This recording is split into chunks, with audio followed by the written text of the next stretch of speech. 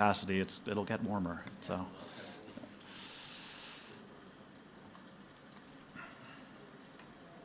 Got waiting on 2 more people. Our registration system is very efficient. We know exactly how many people are around at all times. It's a little weird and not Web3, but yeah, we're running tracking an event everyone. Yeah, perfect. That's maybe the problem with technology and democracy. Ooh, yeah, maybe we'll get into that a little. Yeah, maybe. all right, yeah, just one more time. If everyone in the back who's standing could find a seat, we have a roving camera on wheels that has trouble and doesn't want to run anyone over. That's fair.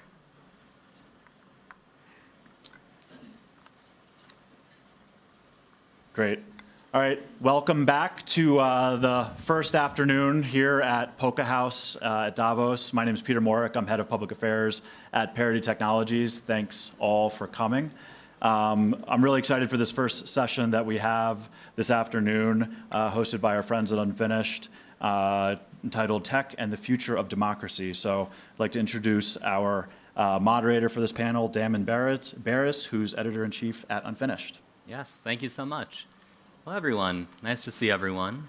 It's a little toasty, so we appreciate you crowding into the room. I want to introduce our amazing guests here. So we have Dr. Hari Han, who is the inaugural director of the SNF Agora Institute at Johns Hopkins University in the United States, which is dedicated to strengthening global democracy through powerful civic engagement and informed, inclusive dialogue. Did I nail that? You got it. Thank you. All right. And then we're really excited to have Teresa Hutson, Vice President overseeing technology and corporate responsibility at Microsoft. The TCR group prioritizes accessibility, defending democracy, journalism and voting rights, addressing racial justice and inequity, and advancing digital equity and supply chain integrity. That's like a lot on your plate. It's a big portfolio. Oh my goodness. I'm pretty tired. Well, thank you so much for joining us. A little busy. A little busy. So, I didn't tell you I was going to start with this question. Hari, you and I talked a little bit before the session about a run for student government that you once did. And I'm curious, Teresa, were you big into student government when you were... I was treasurer of every organization in my high school. Actually, literally. Like, I Great. just counted money. And it was like dollar bills, right? It wasn't good like, job. yeah, it was required some integrity. Yeah, well, there you go. Yeah. yeah. And you, well, It was a failed run a failed run. in 8th Yeah. grade. That's okay. Yeah. 8th graders don't know what they're doing. Yeah. That's true. So, I have one. Yeah. All right. Had one too. I want to start this conversation off, Hari, by asking you, I want to hear a little bit about the role you see for technology and tech corporations, broadly speaking, to affect and uplift democracy globally. Small question, right? Yeah. And so, in other words, based on your work, your expertise, what is the intersection you see between technology and democracy? Sure. So first of all, thank you very much for inviting me here, and it's great to have this conversation with you all. And I'm excited to learn from Teresa and the conversation that we're going to have today. So maybe I can start by introducing a little bit of the work that we do at Agora. We're much more, if this conversation is about tech and democracy, we're much more on the democracy side than on the tech side. So I want to introduce that a little bit, and then I can dive into your question. So the SNF Agora Institute is a new institute at Johns Hopkins University. Our tagline is that we're trying to realize the promise of the ancient agora in modern times. And so we're an academic and public forum that uses research and data to try to provide solutions for strengthening democracy all over the world, with a particular focus on this notion of the agora, of the public square, as being foundational to make democracy work. And so a lot of what we do is we try to take insights from scholarly work and turn it into actionable knowledge. And so that's, I think, part of what we're going to be talking about today. And so one of the core parts of our work at Agora is this notion that in order to make democracy work, you have to have these pluralistic public spaces, right? The Agora used to be the marketplace where ancient Athenians would come together, they would debate, they would dialogue, they would engage in the kind of contestation and struggle that is foundational and fundamental to making democracy work. But one of the trends that we see in both developed and emerging democracies all over the world, both westernized and non-westernized democracies, is that public square has essentially gotten emaciated or hollowed out in different ways. And we can think about that public square in a variety of different ways. It can be the interstitial face-to-face spaces where people gather in their communities churches, fraternal societies, hobby organizations, recreational leagues, political organizations, all that kind of stuff. But increasingly, it can also be the digital public sphere, right? The places that are enabled by technology where people are able to gather with people who are like them and not like them. And so one of the key questions, I think, when we think about the intersection between democracy and technology, or the role of technology companies or technology in general in democracy, is this question of how do we create a 21st century public square that realizes and strengthens the promise of democracy as opposed to undermining it. And I think without the intentionality around that, part of what we've seen in the past generation is that it can sometimes undermine the small d democratic outcomes that we might be striving for. So when we think about this question then, I want to start by thinking about like two questions. So one is like, what's unique about democracy and what does democracy demand of people? And then how does technology kind of intersect with that or not? And so I think that starts with thinking about, well, what is democracy? And I want to offer an idea that like there's one fundamental differentiating feature of democracy from any other form of government. And it's that democracy demands that people accept uncertainty over outcomes in order to have certainty over process, right? I have to be able to say, I don't know if my side is going to win. I don't know if my policy is going to pass. I don't know if my candidate is going to win. But I'm willing to accept that uncertainty in order to have a certain set of rights, a certain kind of set of procedural outcomes in place that are protected so that I am willing to kind of accept that kind of uncertainty, accept the possibility of loss. The opposite is true of authoritarian regimes, right? If we have an election in Russia, we know what the outcome is going to be. Putin's going to win. We don't know how he's going to get there. Like there's all sorts of things that could happen along the way. And so and the reverse is where you have certainty over outcome, but you have uncertainty over process. Right. And so that question, I think, is the reason why we focus on that notion of uncertainty, because then the question is, well, if people are going to accept democracy, one of the key questions we have to ask is what are the conditions under which they're willing to accept that uncertainty, right? And you can imagine just intuitively, that what a lot of the research finds is things like when the range of outcomes you're asking me to accept is too large, I become much less likely to accept that uncertainty, right? If you want me to accept the possibility that I may not be able to feed my family, that I may be physically threatened, different things like that, then I become much less willing to accept the kind of uncertainty that necessarily needs. And so what we find is that in order for people to accept that uncertainty, there are sort of three conditions that have to be in place. First, people have to feel like they have some sense of voice, right, that they can actually influence the kind of outcomes that might emerge. Second, they have to have trust in what the sort of boundaries around the range of outcomes are that they have to accept. And then third, there has to be a free flow of information that enables people to understand be informed about the choices and the processes that are before them. And so then I think if you think about that, then it's become technology plays a very natural role in that, right? Because technology, it governs a lot of the ways in which we get information. It governs, some of these key questions. And I think part of when we think about then, well, how has technology undermined some of these facets of democracy in the past? It's that I think the way that we think about it is it's not so much that the problem is that technology has created new anti-democratic forces, but those anti-democratic forces have always been there in human history. But instead, it's that it's enabled them and empowered them, right? And so the question is, how do you design a digital public sphere that's going to not enable and not empower the anti-democratic forces, but instead do the reverse? Right.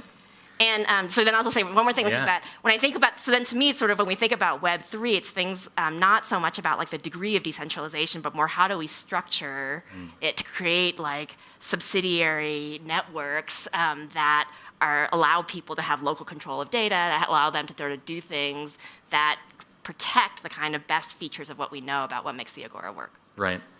There is so much to dig into Yes. there, and we are going to dig into do you want it. to just talk with her? Because she's amazing. No, I'm just like, we will I want get to talk into to you, all of that actually. momentarily. But Teresa, I do want to extend the question to you and to hear your perspective on what is the meaningful intersection of tech and democracy. Of course, it's so central to the work you do at Microsoft, and even hearing about what you were saying about the uncertainty of outcomes for the certainty of processes. Of course, Microsoft has done some work with election integrity, that sort of thing. I wonder if you could speak to this central question a little bit. Yeah, I mean, first of all, that was so fascinating, and I really could listen to you talk for the rest of the time. So thanks for giving me some much space to talk. talking, sorry. No, I loved it. I think what's so interesting is it's just a different angle than we're looking at things, but it's exactly the same question. So, I think I sometimes get the question, like, why is Microsoft, like, focused on democracy? Which, I think it's an okay question, but, business needs democracy, right? We need democracy to function. We need a healthy democracy. And democracy needs a healthy information ecosystem, and it needs people to feel like they're participating in their government. So we actually have 3 pillars around this. We have one that's focused on open and secure elections, so really trying to make sure that people trust in the process, using technology to help them trust in the process. This is a tricky issue because of the second issue that we focus on, which is the information ecosystem. And because the information ecosystem is really at this point so fractured, it gets really tricky, and I'll come back to this one in a minute. And then the third thing is really around civic engagement, corporate civic engagement, employee civic engagement. How do you sort of tap into that big population of people who have a lot of passion for ideas, but they don't quite know what to do with them? So they keep, because one of the most trusted institutions at this point is your employer, more than government. That's sort of scary to me. I'm an employment lawyer by training. I never, ever expected that to be the case. But because of that, there is a lot, we hear so much from employees who say, we want you to take a stance on this issue. We want to take you a stance on this issue. I joined this company because you are a values-based company. I want you to take a stance. But we can't do that. We have 180,000 employees. We will not align with all of their values, ever. And so giving them sort of some space to go and kind of engage in the civic process themselves, whether it's registering people to vote or actually running for office. But the piece around the information ecosystem, this is really a place where technology has perhaps created the most disruption and perhaps has the most opportunity to step in and be responsible. So I mean that from a couple different angles. One, there's kind of the algorithmic feeding of emotion, and that sort of then gets you to continue to engage with content that you may or may not have the kind of ability to filter, because we haven't trained people effectively in media literacy and civics literacy. The other problem, though, is because of the ways in which social media has, and search engine companies, and Microsoft owns both LinkedIn, and we have a search engine that some people use called Bing. Who doesn't love Bing? Bing. Who doesn't love Bing it. Bing? It's got pretty Bing it. It's got pretty pictures. But because of that, because of the business model, we disrupted the healthy antidote to disinformation in journalism. We disrupted the journalism ecosystem. And so, we're sort of experimenting a lot with ways that you can kind of address all of those things. How do you sort of identify where disinformation is coming into the system? How do you help people filter disinformation, whether it's through, using, think of it as kind of a nutritional label. So they say, oh, this might be from some untrustworthy source. And then how do you sort of build in more media literacy and civics literacy so that if people read something, they can like be a little bit more questioning, like that aligns too closely to what I want to be true. Maybe I should make sure it is true. Or that's actually not how this particular government works, so it doesn't even make sense. And so just kind of thinking about that holistic thing, which is all sort of foundational to kind of protect the democracy that enables business. So it's interesting. You said that you used the word disruption, in particular in reference to journalism.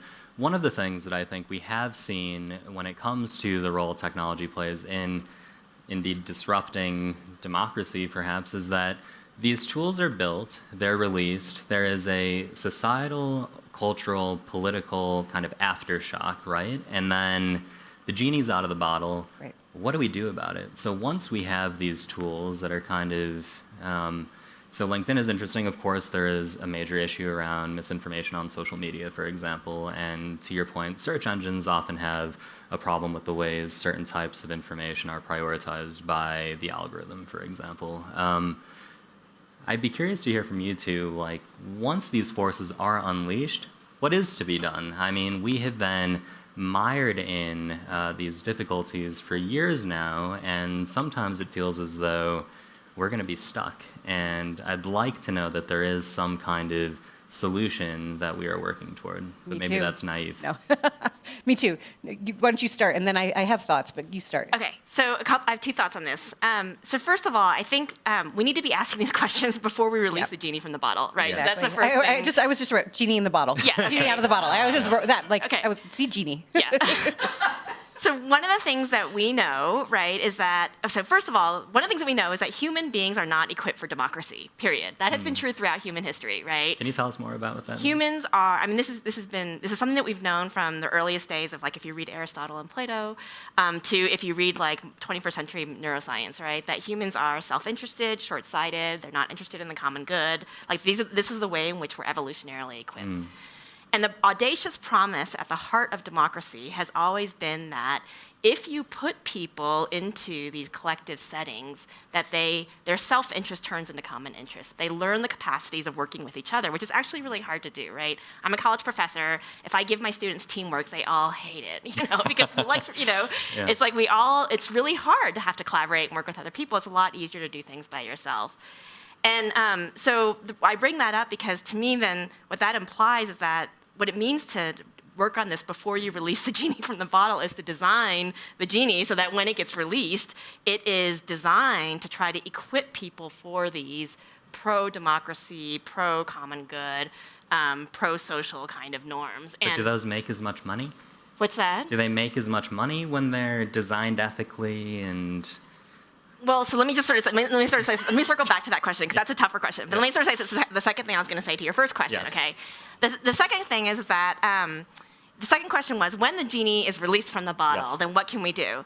And I'll just offer, so one of the projects that we're doing at Agora is this project that we're calling Mapping the Modern Agora. We're starting in the US, but we're trying to sort of develop a map, essentially, of civil society in the United States. Because, right now, when people think about democracy reform or civil society reform, it's like, oh, well, my uncle's barber in Kansas, knows this organization that's doing this great stuff, right? But no one really knows how you make strategic investments in it. So we're trying to figure out, how you draw this map. And this hasn't yet been peer reviewed, which is important to me. But one of the things I will say is one of the patterns that we're finding is if you look at things like vaccine uptake, for example, which we would think of as a pro-social norm, the strongest predictor of vaccine uptake in a community is partisanship in the United States, right? Yep. But if you compare two conservative communities to each other or two liberal communities to each other or what have you, the community that has a better civic infrastructure and more opportunities for people to get involved with each other, that community is more likely to have higher rates of vaccine uptake and lower rates of hesitancy. Interesting. Right? So the civic infrastructure essentially provides an inoculating factor to the kind of disinformation and some of these other, problems that can be released from the genie. And so if we are worried about these things being released from the bottle, then yes, part of what we can do, the antidote is to invest in the infrastructure, I see. both digital and non, that creates these kind of pluralistic spaces in which people are forced to learn the capacities of democracy, whether or not they want to, right? Right. Yeah, it's super interesting because as you said that last thing, I was just thinking about when we talk about this kind of in the context of news and journalism, that communities that have local news are sort of they're the same. They're the same communities, right? 100%. They have more civic engagement. And where you have a news desert where there isn't local news, people turn to national news, and then they're more connected to these national partisan positions rather than to their local community where they find commonality. So when you're looking nationally, you look for it's harder to find commonality except aligned to your beliefs. When you're looking in your local community, then you can say, well, we don't believe the same thing politically, but our kids go to school together, or we sit together at the PTA or something, So I guess my answer to your question is I think I completely agree. It's better to design it to begin with, right? And so I think increasingly we need technology companies, and not increasingly, at this point, we need technology companies to take their responsibility very seriously, that they can break the world. They have such broad impact. that they impact we impact so many people that we need to understand that. And so it's my belief that a lot of these things need to have kind of a multifaceted, multidisciplinary approach to design. So it's not just engineers being like, this is a cool feature, I'm going to design it. And so it's people who are thinking about, ethics and philosophy and even like literature and history and, all of these things that will make design better. We're kind of past that point on some of this stuff. Like we missed that chance on some of the things that are creating a lot of the challenges. And so I do think we have to try some experiments because we don't really know what will work. And some of the things we're trying, working with the University of Washington, we're doing this sort of trusted ambassador program. Send people out who are trusted in their communities to help them sort of become a trusted sort of speaker. The fact that we're losing trust in institutions makes this problem really hard to solve, right? And so we need to do a lot of ambassadors. There's one program that they're doing there, which is like having high school kids actually teach their parents about media literacy and how to consume and social media and how to consume information, because the high school students are better than the parents, which isn't that surprising. It's like, remember when people used to do a lot of forwarding around of emails? It was like, your Uncle John who would forward you the email that was like, did you see this thing about this prince in Nigeria? Right? And so, and then still forwards them. I was going to say, I still get you those. still get them, right? Yes. Right. It hasn't really worked all the way, but then we're trying a lot of different pilots with journalism to kind of figure out different funding models to try and help reinvigorate that system. But I think overall, we don't know what works. So there's the experiment piece. And then I would just say two really quick other things. I think transparency helps. Sunlight is a good disinfectant. By transparency, do you mean people understanding how the tech products are actually built? Yep, I think that. And then to the extent a technology company understands sort of like the anatomy of a disinformation campaign, like sharing that information, sort of thinking about like Microsoft does a lot on cybersecurity and how do you, sort of let people know what's happening in the cyberspace. And so we're kind of thinking through like, what would you do if you were thinking about disinformation in the same way? Right. And then I think the other thing is we've got to figure out how to demonetize. Because as long as money's in the, as you said, does that make money? As long as money's in the system, right? It's the bad incentive. So how do you demonetize disinformation in a way that's also not getting, especially in the U.S. where you have to worry about free speech and stuff. The lights are out now. All right, so. Maybe it'll be cooler now that the light is on us. Yeah. So a couple of questions about. Yeah, I know. Sort of like, what do we grab onto here? Okay, so. The trust issue is actually very interesting to me because there was research published by Edelman earlier this year indicating that Americans in particular are losing trust in tech companies. Yep. The indication is that 54% of Americans say they trust tech companies to do the right thing. 54%, okay, it's more than half the people, but that number has declined in recent years. And the percentages are a little bit higher, but similar in Europe as well. Given what you were saying about how people feel, first of all, there is a lot of trust in one's employer to kind of be an active political participant, perhaps because of a lack of meaningful representation in other realms of life, right? A lot of people are relying on their employers. There's also this corrosion of trust in tech companies at a time when they have such a pivotal role to play in protecting and uplifting democracy. What are we to do with this trust question? Is it, I'm just kind of curious, is there thought around improving this trust somehow? How do we do that? Like, how do we wrap our arms around this problem in particular? I can start. Yeah. No, I mean, it's a great question, and it's one we think about a lot, right? And I think some of it is, and you'll see that we're sort of saying like we're not going to fight regulation. We understand we need that. This is unregulated landscape has not gone well, so we'll invite it. We'll work with regulators on that kind of thing. I also I said this before, but I really strongly believe that the more transparency you can bring, the more trust you rebuild.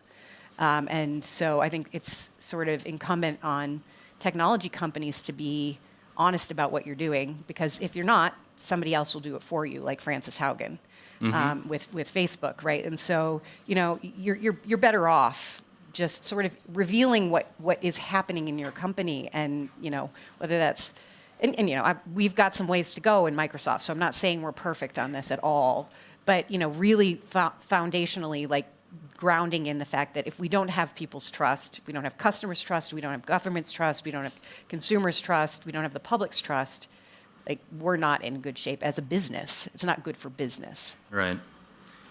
Do you have anything on the trust Yeah, I was going to issue? say, so the trust is absolutely a problem. I mean, the statistic that you were saying earlier about people's trust in their employers, people's trust in Congress right now, I think it's like 11 or 12% of people trust Congress to do the U.S. Congress to do the Great. right thing, and Yeah. That's lower than a colonoscopy, and so it's like, it's trust in institutions. That's a great statistic. Yeah. It's a terrible, great, depending on how you think of great, But it's, trust in societal institutions overall is plummeting. And trust is much easier to lose than it is to gain, as we know, right? And I think the point, though, in terms of how you regain trust, though, is not unrelated to the conversation we're having about the genie in the bottle, which is that people start to regain trust when they see that the sort of like institutional design, allows for the kind of transparency that you're talking about, that allows for the kind of voice, the kind of participatory engagement that will allow people to sort of feel like, this may not be exactly where I want it to go right now, but I have mechanisms through which I can begin to either trust the commitments people are making, or that I can begin to sort of shape the outcomes that I want to see. Right. So like that design of whether it's the public sphere, whether it's political institutions, whether it's companies, like all those things really matter. So we've talked a couple times about the public sphere, the public square, and sort of building community as a means to increase trust and thus increased democratic health, essentially. Knowing that, blockchain is not necessarily the sort of specific expertise of the panel, I am still curious in a general sense. We are, of course, talking a lot about Web3 in this space in particular, and so much has been said about trustless technology and the ways in which we can redefine governance in the digital sphere through Web3, potentially, and the ways in which decentralized autonomous organizations might have some relevance to some of these questions. Simultaneously, we're having a conversation on this stage that seems to be a lot about centralized power and the ways in which we want like Microsoft to do the right thing and message appropriately in a central way to the user base and to the public. We need local news outlets to be healthy and strong and able to disseminate trustworthy information. I'm curious whether either of you has given much thought to these questions around this emerging technology, the sort of decentralized innovations, whether any of this represents something interesting and relevant to you when it comes to this question of this sort of intersection of tech and democracy. I can jump in a little bit. Go ahead. Okay, so this is I'm definitely not thinking. my I'm this thinking, is definitely not my area of expertise. But so my understanding of blockchain is that it essentially removes the need for trust, right, by creating these ledgers. And I think theoretically. Yeah. And I think what we actually need is to figure out how you structure Web 3.0 in a way that leverages trust to enable the kind of outcomes that we're talking about. Glenn Weil and Danielle Allen have a paper where they talk about this idea of like decomposable local what do they call it? Decomposable, I have a note on it somewhere. Local control, right? Which basically is this idea of like subsidiarity or like federating the structure. So it's a network of networks as opposed to like, a network that all goes into this like one ledger. Yep. And so the idea is that people who have the local knowledge, however you define local, it doesn't have to be geographically, obviously, right? They have control over decision making about data, about information flows, about moderation, about all of those kinds of things. Yep. And I will offer that I think that's, if we look politically in history, which obviously didn't have this kind of technology years ago, but if we look historically, the structure of civil society that has been most effective in enabling the kind of small d democratic outcomes that we're talking about is what like political scientists call a federated structure, right? Where you have local units nested within a state unit, nested within a regional, within a national unit. Because what that does is it maximizes the power of simultaneous decentralization and centralization. And I think that's what Weill and Allen are talking about when they think about this idea of like decomposable local control, right? There's essentially sort of having like you imagine the web sort of structure as like a fractal, right, where different patterns are repeated at ever larger scale. So you have both of those things operating simultaneously. Yeah. I like how you're like, I don't necessarily know a lot about this, but here's a whole bunch of Just run really it. specific stuff. No, okay. Teresa, anything to add from Yeah, your I mean, perspective? look, I haven't thought about this in the context of our Democracy Forward work, but I have thought about it a little bit in the context of our supply chain integrity work, which I do think rebuilds trust. It's sort of trust in, can you trace where the things in your supply chain come from? Sure. And this can help, right? This technology can help. And so can we say for sure that the cobalt in the batteries that go in our Surface laptops did not come from an artisanal mine in the Democratic Republic of Congo that has no safety standards? Like that would actually, if we could say that would start to rebuild some trust in the institution. It's it's sort of it's kind of adjacent to what we've been talking about, relevant. but it does kind of connect to. I think there are uses we can put out there where there's just really difficult problems. I sort of wonder though whether we shouldn't try to solve like human connection problems with technology, right? And instead we should solve sort of like problems that humans can't solve by talking to each other. Yep. With technology, right? Right. So that sort of it's like a philosophical approach. It's a little bit like, when you think about AI, we should have AI working on the things that like complement humans rather than replace humans. Sure. And so it's sort of a similar notion. And that gets to the genie in the bottle question. Yeah, right? exactly. Yeah. Makes sense. So I have a couple of additional questions, and then we'll move to an audience Q&A in a few minutes. So get your thinking caps on. But it can't be harder than that question. So bring it. So one thing I want to ask about, Hari, you have written that your greatest hope for democracy lies with young people, and you describe in the piece digital natives in particular.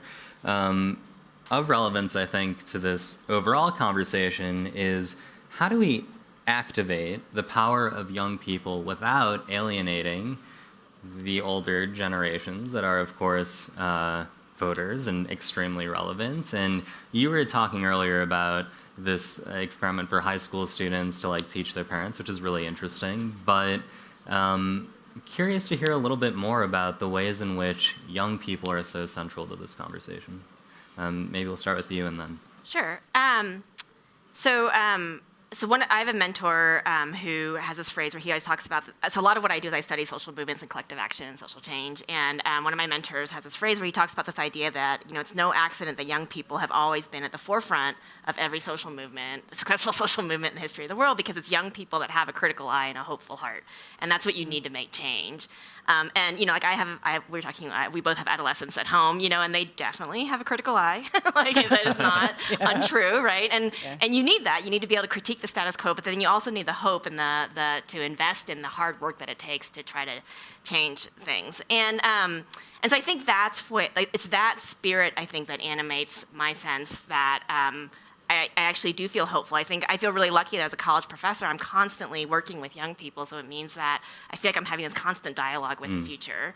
On the intergenerational question that you're talking about, I think that in my mind is one of these experiences where we make more of the cleavage than actually is. And one of the things I think that we do see in a lot of the data, and I know the data the best in the United States, but I've seen some data that this is true kind of in cross-national context, gets back to what you were saying, which is that when people come together to work on problems in their community, a lot of those cleavages actually fall apart, and the cleavages between partisanship, between demographic divides, between generational divides, all of those are much more heightened when we're operating in an abstract sphere of information and ideology that's not connected to concrete things. Everything feels like the most extreme, consequential, top-level conversation. Exactly, and I think that's true. We see that on kind of intergenerational issues too, is that when you find a public problem that people can work on together, then the forces that enable people to work together are actually quite strong. And digital natives, I think, play a large role because they, as you were saying, they actually know how to use the technology in a way that my mother-in-law cannot, you know, and never will be able to, no matter how much we work on it. So. Yeah, no, so I have 14 and 16-year-old girls, so yeah, critical eye. No, but I mean, there is something, I think, you know, when you think about like media literacy, they're sort of, they get it more. They understand more. Like, and they're sort of more skeptical and more fluid, I think, with social networks, right? It's sort of like they jump to the next one, they jump to the next one, they jump to the next one. Whereas, you know, like all the old people are still yelling at each other on Facebook. I do continue to think that the this community thing, and it's really hard to figure out how you sort of recreate community at scale. I sort of thought, actually, that I remember thinking, you know, in looking at the United States politics and political situation, is there something that can bring us together? Is there something like 9/11 that happens in the United States that brings us together? And then when COVID started, I thought maybe this is it. I was not right. But what I did see in the Seattle area, and it's not the best example because it's a place that has fairly similar political ideology, but the business community, the private sector, the public sector, universities, everybody kind of came together to solve the hard local community problem. And in non-like partisan ways, it was more like, hey, we need PPE for the hospital. Does anybody have a contact to get us some extra masks? And it was like when you came to those sort of real practical problems, everybody just kind of, it's like, I think of it like, instead of shouting at each other like this, it was like we all turned to go this way and sort of solve the same problem together. Right. And so I love hearing that the sort of the research and all of it, it makes sense to me that communities that are working on hard problems together see their commonality. Right. I haven't quite figured out how you create those communities and what it is, you know, that brings people together in crisis. And I mean, we feel like we're in a world of constant crisis. I'm not sure I want to invite more crisis to create community. I think we've got enough. I was going to say, it's like, I think we've got wishing enough. for another Yeah, 9/11 thank is you. kind of... No, it was more just like, yeah, I know, right? That's really actually awful. It's a bad example. But more like, what are the things that bring us together? There is sort of some common thing that can bring us together and make us feel like we have a common interest. Well, and I think your point about COVID actually is totally right on because... All right, time has passed. It's become a different sort of crisis than we experienced at the start. But I remember feeling extremely inspired at the beginning. PPE, like you were saying, people with 3D printers joining together to get a very specific part for ventilators. Like the innovative spirit that came out around it was pretty cool. And, Absolutely. And this is a very specific Seattle story for the United States, but we had a huge vaccine clinic and people rallied to like volunteer. We never got enough vaccine to do it, but we had enough to vaccinate 22,000 people a day, and people were just volunteering. It was amazing. Great. So we're going to go to a Q&A now, and there's a mic coming. It's coming. I want to start. We have Vivian Schiller, the executive director of Aspen Digital, in the audience, and I want to give her the first question, and then we'll come over here. Thank you. I'm glad because I want to segue right out of something you just said, Teresa. Actually, there is a 9/11 that is happening. Ukraine it's war. about 2,000 kilometers east of here. Yeah, you're right. Which is the war in Ukraine. And, yeah, and my question, really, for both of you, is relevant to the war in Ukraine. It's a slightly different question to both of you. In some ways, you know, this panel is about tech and future of democracy. It's such a clear-cut case of a sovereign democracy under assault. And do we think? My question, I guess, to you, Hari, is: do we think that this has? Do you see anything that is sort of bolstered a belief, or maybe less skepticism in democracy, because so much of the world is rallied around protecting Ukrainian democracy? And for you, Teresa, how does this impact the way you're thinking about your work, whether it's cybersecurity or local journalism or mis and disinformation? Do you want to start? Right. Yeah, I mean, you're right. It is a very good sort of immediate thing. One of the things I think is very interesting is how President Zelensky has used technology to spread his message. And so that is an example of spreading a democratic message. And in some ways, that's actually what we needed, we needed that infusion, that sort of positive message. Yeah, I mean, this is sort of the first hybrid war.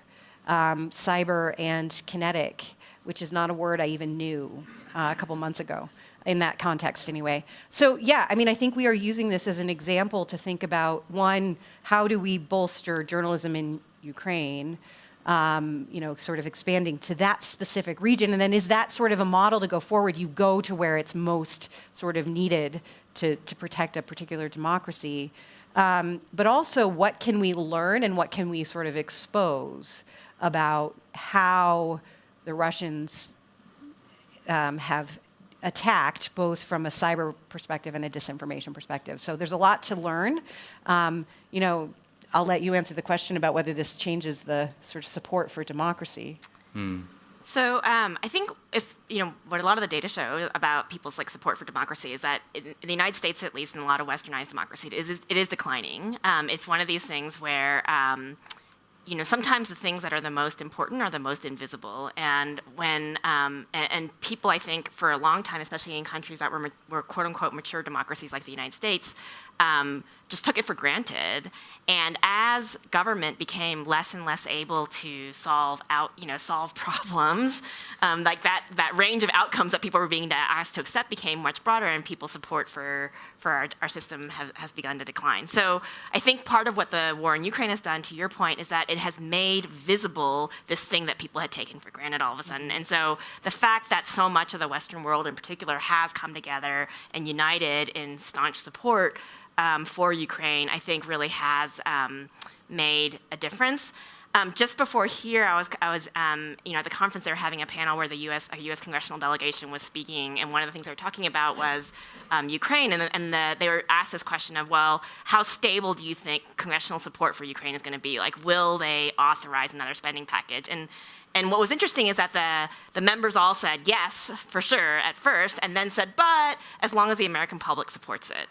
And I think one of the things that we do see is that people tire of war, and we saw that in Iraq and Afghanistan. Now, those wars obviously went on for many, many, many years, but there is a little bit of some jadedness, and so I think part of the challenge is a rhetorical challenge of how people begin to the public begins to make the connection between what's going on in Ukraine and this whole system of government, this way of life that we've taken for granted for so long. And that's, I think, still a work in progress. But just one small point that I just want to add on to is I completely agree with the point that you're making about, when we have this crisis and we have these opportunities for people to come together.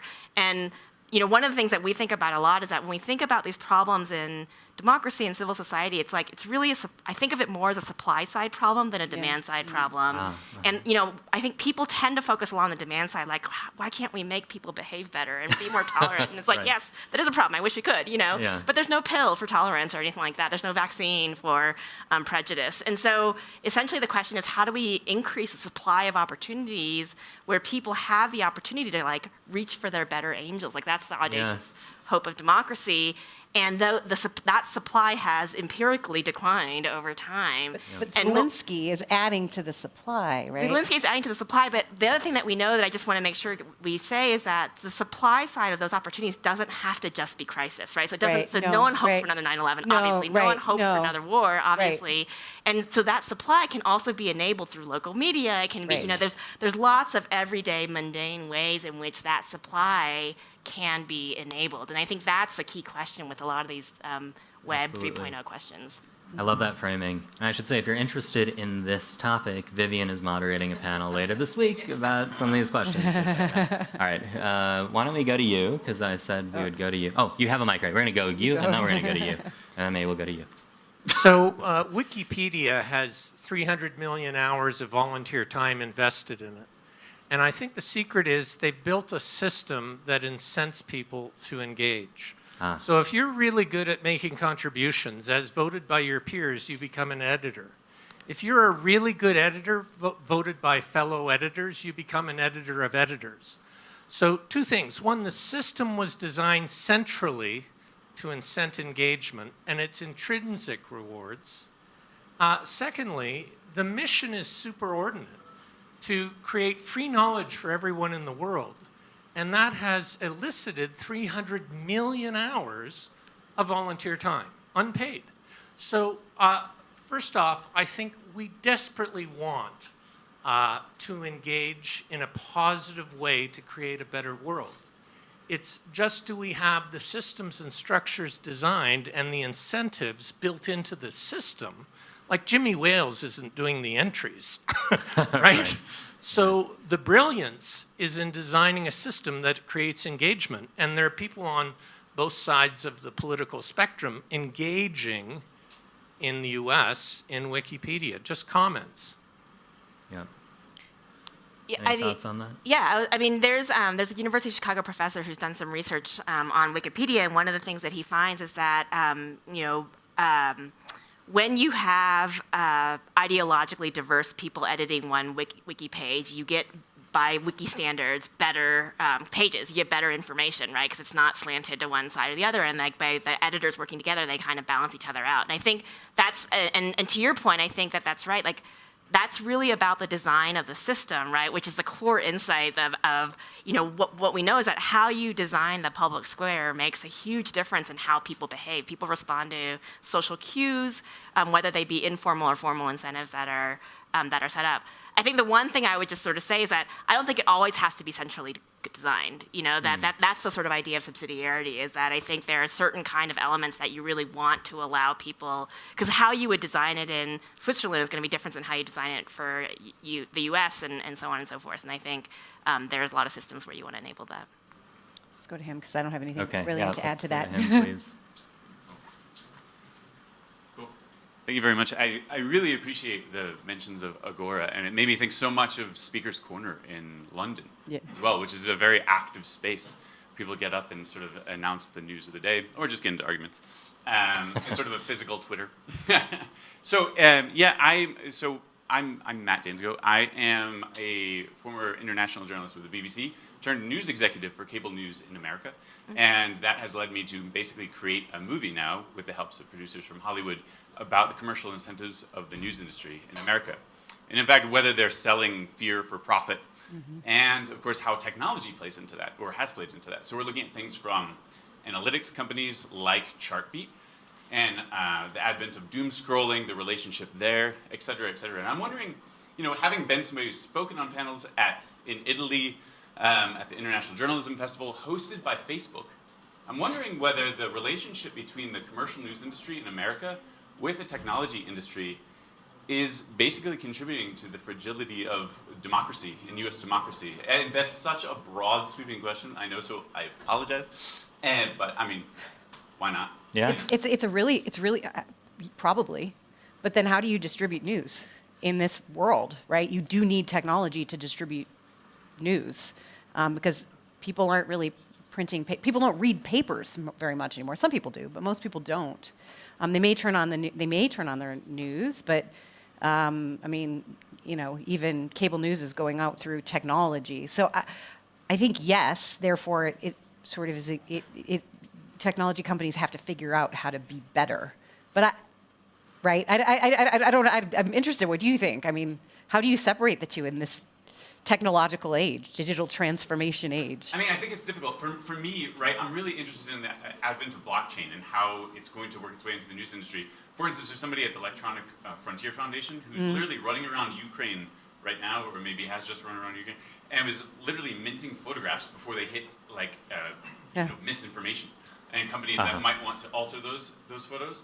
Clearly, that's an interesting use case of blockchain technology. Yeah. I think tech is really, really great. But I also think that commercial incentives of news outlets to cater towards their demo is really, really dangerous. I mean, coming from a public service background, I think I can't believe what I see in the United States in for-profit news.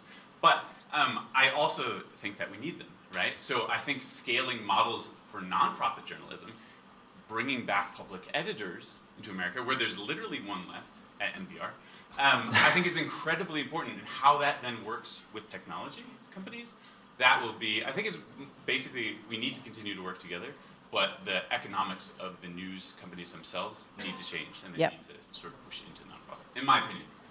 Yeah. Okay, we have time for one more question. Let's go to you. Yep. Thank Thanks. Really enjoyed the panel. So I'm Michael Healy. I'm one of the co-founders of Unit Network. We're a leading DAO tool built on Polkadot. Also worked for WikiLeaks, helped build their Android app, led fundraising with Bitcoin about 10 years ago. I'm super curious how you see the role of technology and media to a successful democracy, and also how you see the role of internet nation states. So how we can innovate and play new forms of government and internet states. Oh my goodness.